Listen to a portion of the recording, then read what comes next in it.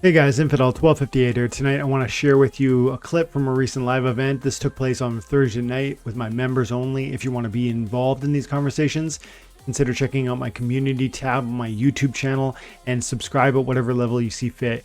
And you can be invited to join these Thursday night live events.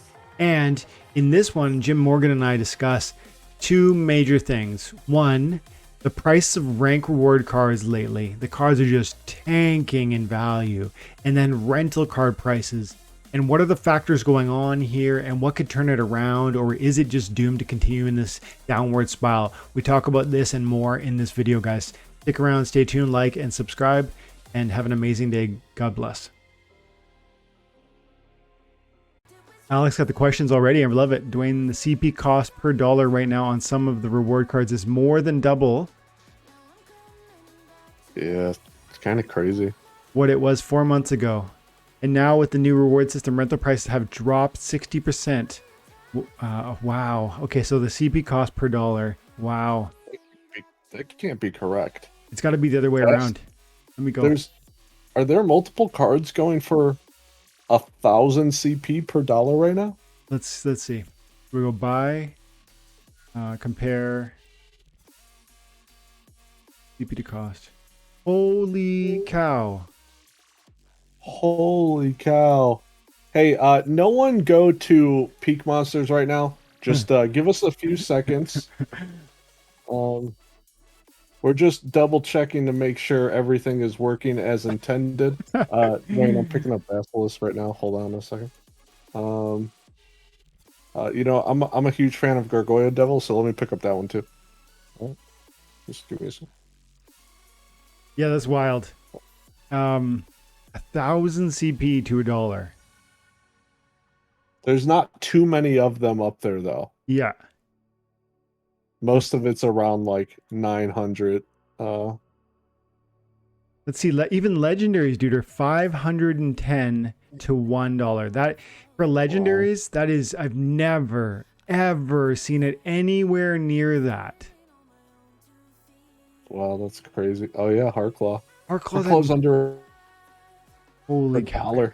Oh my goodness. This is ridiculous. And these gold foils, that is wild. Gold foils for under $40. Yeah.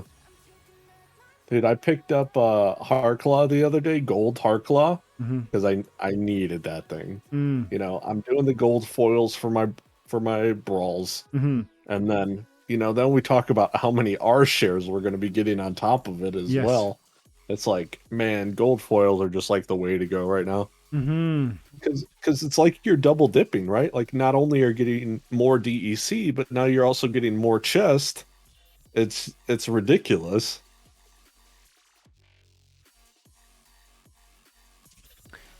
I just don't know if I think Efreet is a... See, all of these prices one day in my mind, I'm super convinced are going to be really, really ridiculous. $47 for a gold foil Efreet Rising.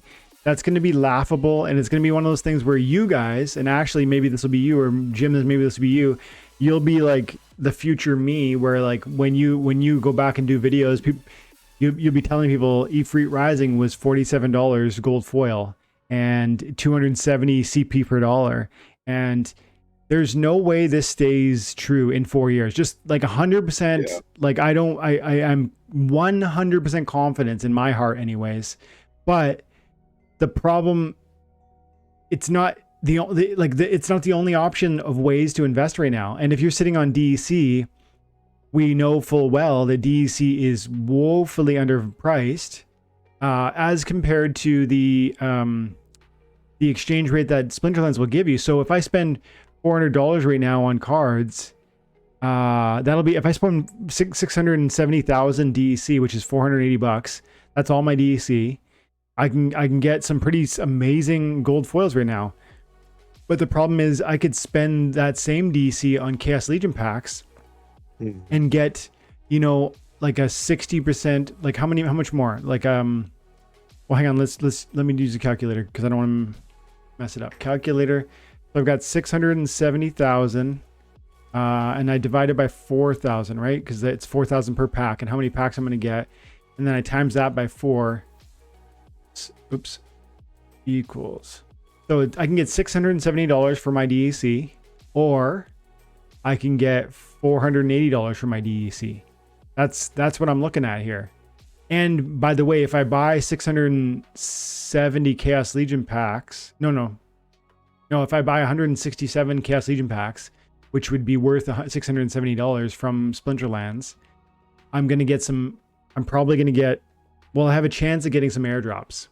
It's not a guarantee, but there's a chance in there. And I definitely have a pretty solid, I've got a decent chance of getting one gold foil legendary if I bought that many packs. Yeah. And I could sit on the DEC until the end of the SPS airdrop. So it's like, do I want those cards? Yeah, but it would almost be, right now would be really interesting to have fiat currency that you're ready to deploy in this game, as opposed to, hey, I'm sitting on some DEC and I've had it for a few weeks. That DEC has lost so much value from where I put it in, where I obtained it. As opposed to if I just put fresh money in here, I could really, I think I would feel mentally like I was getting an amazing price on these things. Oh, would you guys look at that? Dwayne's got a chest. Yeah. 27 of them. I got 47. I got 27 here. I got 20 over on this one. So we'll look at them in a second here. I just want to see if there's any other comments on that CP problem. Yeah. Alex says, if you were investing as cards for future profits off of rental revenue only, what would you focus on? Gold foils, CP cost per dollar, meta cards?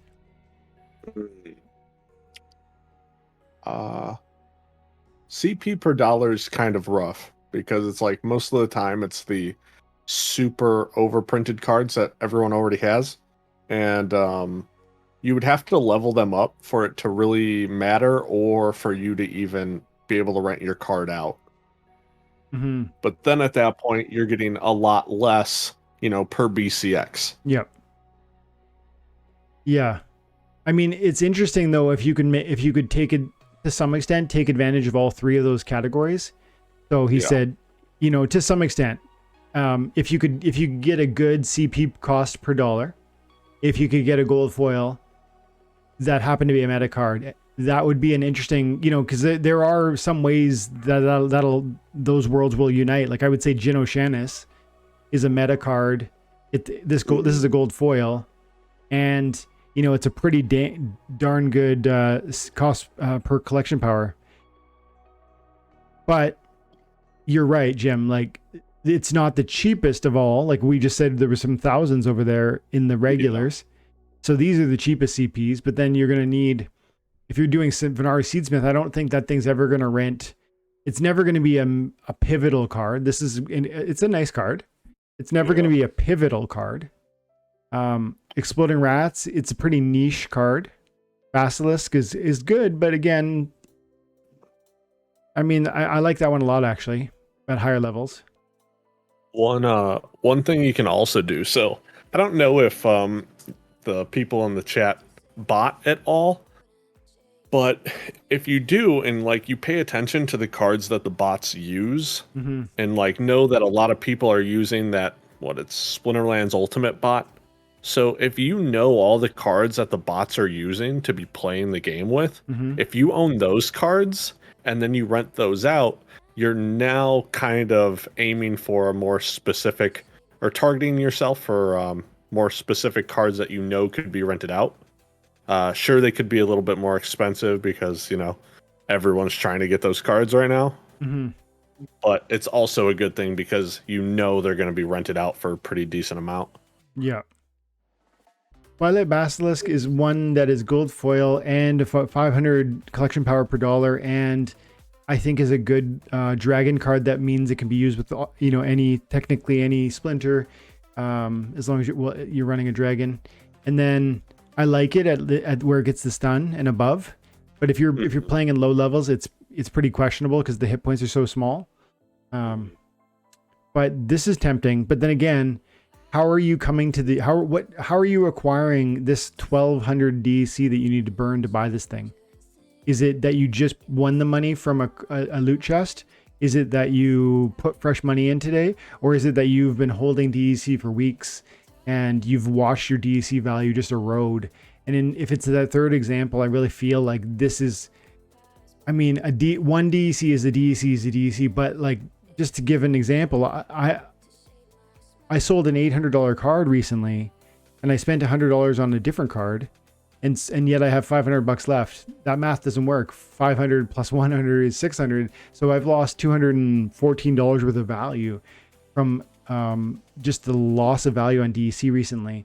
And that stings unless it stings especially because I can go over here and get those packs. So I guess I'm saying, Alec, I like when I can do all three: gold foil, low CP, cost, and also the meta. And sometimes that happens, and then they are probably going to be your best, most profitable rental options in the future.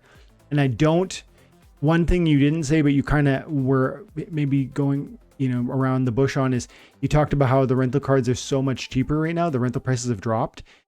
I don't believe that will be long-term the case, because I do think the bots will return, and I don't think they've returned yet.